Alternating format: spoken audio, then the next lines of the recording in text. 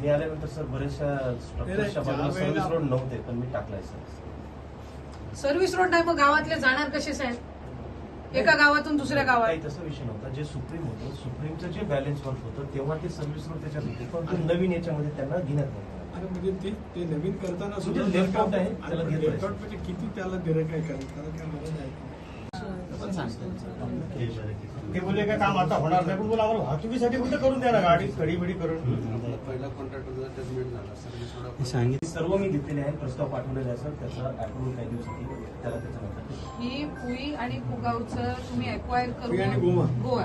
गोव्याचं 4 मीटिंग मध्ये हा विषय झाला. तुम्ही ती अक्वायर केलेली आहे दोन्ही बाजूची, डीपीआरच त्याचा तयार नाही करत. आता पाठवलं आहे. तुम्ही काढवले तिथल्या अतिक्रमण.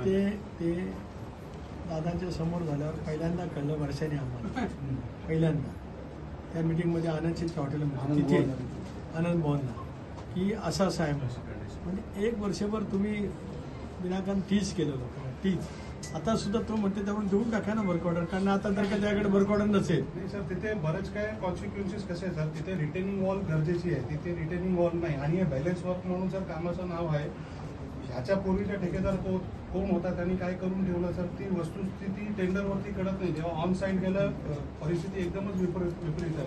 ही काय ज्यापर्यंत ही गोष्ट खरी बोलणं प्रॉब्लेम काय बोलू लागला होता, नक्की यामध्ये भूमिका काय? नाही, खरं तर दरवेळेला जिथं रस्त्याची दुरवस्था झालेली असते तिथं मधल्या कालावधीमध्ये नागोठण्याच्या परिसरामध्ये पेपर ब्लॉकचा वापर करण्यात आला होता. मी त्यावेळेला तिथं बैठकीमध्ये मुद्दा मांडलेला की पेपर ब्लॉक हे नॅशनल हायवेच्या किंवा स्टेट हायवेच्या रस्त्यासाठी तिथे टिकणारे नसतात. त्याचं कारण असं की तिथं जाणारी वाहतूक, पेपर ब्लॉक आपण अंतर्गत गावामध्ये लावत असतो, तिथं पायी लोक जात असतात, 2 व्हीलर जात असतात, पण जिथं हेवी वाहतूक असते, अवजड वाहतूक असते, तिथं पेपर ब्लॉक हे टिकू शकत नाही. त्याच्यामुळे आत्ता त्यांनी जिथं बेबर ब्लॉकचा तिथं वापर केलेला आहे, मी त्यांना सूचना दिल्या की हे पेपर ब्लॉक 2-4 दिवसाच्या वर टिकणार नाही, कारण त्याला प्रॉपर तिथं बेस नसतो आणि एक जरी अवजड वाहन त्याच्यावरनं गेलं तर ते पेपर ब्लॉक निघण्याची शक्यता ही काही नाकारता येत नाही. त्यामुळे त्यानुसार त्यांनी त्या रस्त्यामध्ये पेपर ब्लॉक वापरण्यापेक्षा, म्हणजे तिथं जिथं खड्डे आहेत ते बुजवण्यासाठी, त्याच्यापेक्षा नवीन टेक्नॉलॉजी जी आहे त्यांचं काही वेगळ्या पद्धतीचं त्याच्यामध्ये एक नवीन रॉ मटेरियल त्याच्यामध्ये येतं ज्याच्यातून खड्डे बुजवता येत असतात आणि ते पेपर ब्लॉकपेक्षा जास्ती प्रमाणामध्ये तिथं तग धरू शकेल. आणि पावसाळ्याच्या कालावधीमध्ये हा जो नाहकचा त्रास, खासकर नागोठण्याचा जो परिसर आहे तो असेल, सुकेळीच्या थोडा अलीकडचा असेल, कोलाडच्या इथला खाली झालेला रस्ता असेल, इथल्या ज्या परिसरामध्ये आहे तर तिथं साधारणपणे पेपर ब्लॉकचा वापर न करता त्यांनी ह्या नवीन मटेरियलचा वापर करून ते खड्डे बुजवण्यात यावे, जेणेकरून ते जास्ती प्रमाणामध्ये तिथं टिकू शकतील आणि वाहतूक ही त्या पट्ट्यातली जी खड्ड्याच्या रस्त्यामुळे तिथं त्रास नाहकचा नागरिकांना सगळ्यांनाच होतोय तो त्या ठिकाणी थांबला पाहिजे, या दृष्टिकोनातून त्यांनी ते काम करावं. अधिकाऱ्यांची आढावा बैठक गेले अनेक वर्षाची उत्तरं दिली होती, तीच उत्तरं यावर्षी परत मिळालेली आहेत. काय सूचना केल्या आहेत? उत्तरं तीच नाहीत. अनेक उत्तरामध्ये त्यावेळेला दिलेल्या सूचनांनुसार कामही झालेलं आहे. ज्या वेळेला प्रलंबित प्रश्न राहतो त्यावेळेला नव्याने काही गोष्टी निर्माण होत असतात.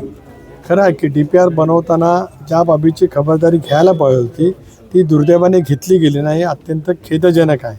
त्याबद्दलची नापसंती मी गडकरी साहेबांच्या जवळ व्यक्त त्या ठिकाणी केलेली आहे.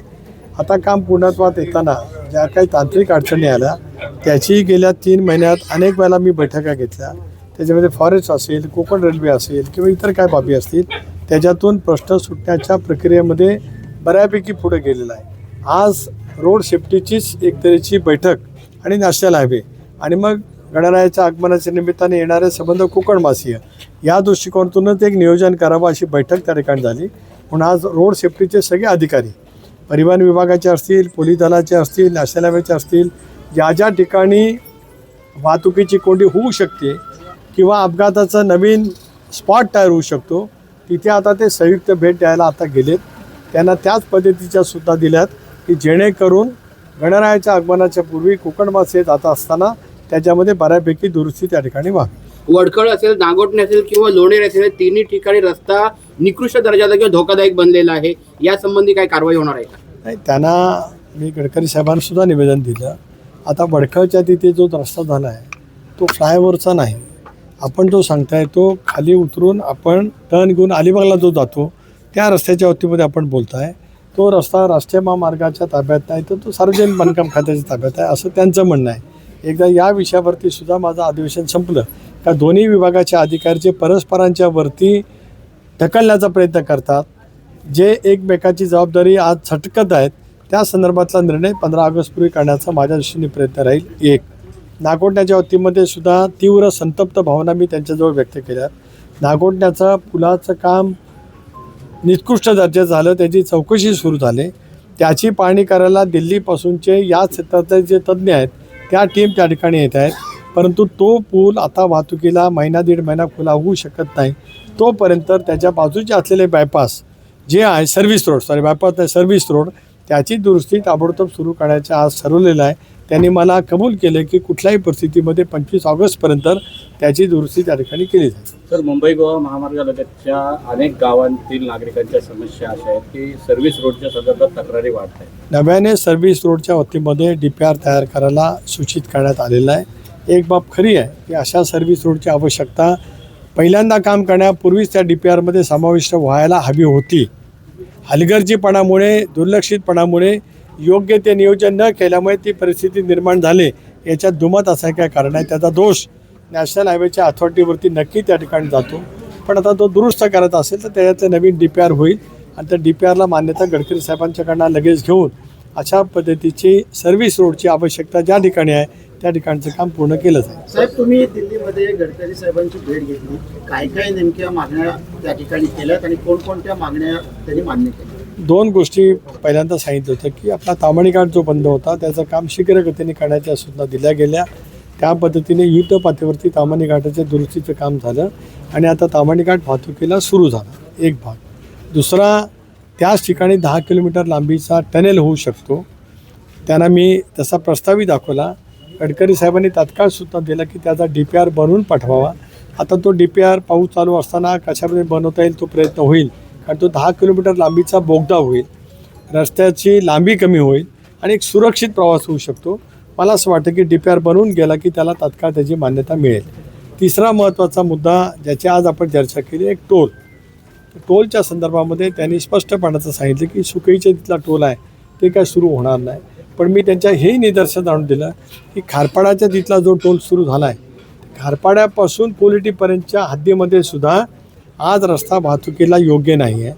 खरं तर 95% काम सुरू पूर्ण झाल्यावर टोल सुरू करता येतो असं नॅशनल हायवेच्या पद्धतीमध्ये आहे. पण तेवढं काम सुरू नसल्यामुळे त्याही टोलच्या बाबतीमध्ये पुनर्विचार करावा.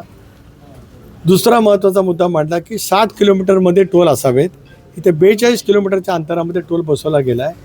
ज्या अधिकाऱ्याने आता सांगितलं त्यांनी दुटप्पी भूमिका मांडली, कारण पहिला टप्पा पळसपा ते इंदापूर होता. त्यांनी सोयीसाठी 2 टप्पे केले, पळसपा ते कासू आणि कासू ते इंदापूर. हे सुद्धा आमच्यावरती लादलं गेलेलं आहे. त्याच्यामुळे त्या बाबतीमध्ये सुकळीचा टोल हा कधी सुरू होऊ नये अशी स्वच्छपणाची भूमिका मी मांडली.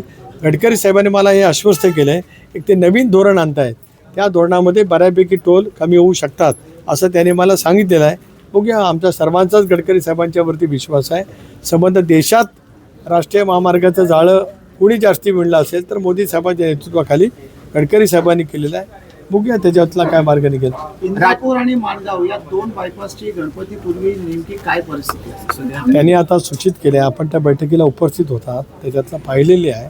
त्यामुळे शक्यतो बायपासचा एक मार्गिका ही नक्की माणगावच्या निजामपूरच्या पुलापासून सुरू होऊ शकेल. कळंबच्यापासूनच्या सुद्धा बायपासची पाहणी करायला आता ते जात आहेत. तिथेही त्याने ते सांगितलेलं की गर्डर टाकले त्याच्यानंतर 21 दिवस क्युरिंग लागतं, तेवढा कालावधी जाईल 15 सप्टेंबरपर्यंत.